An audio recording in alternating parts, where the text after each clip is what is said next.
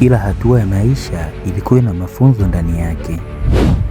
Utoto haukuwa mchezo tu, ilikuwa ni maandalizi ya akili ya kiutu uzima.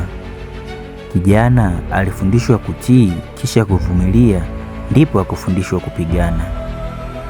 Kwao nidhamu ndiyo msingi wao mkuu, na ndiyo maana Masai hawakuleta kelele zozote kipindi cha ukoloni, kwa sababu walijua anayetawala hana nguvu yoyote ya kuwashinda. Lakini hii haikuwa hekima yao ya mwisho kama Masai. Masai wana siri moja ambayo huogopwa mpaka na kifo chenyewe. Usikose pati 2 kwa ajili ya kisa cha mwendelezo hiki.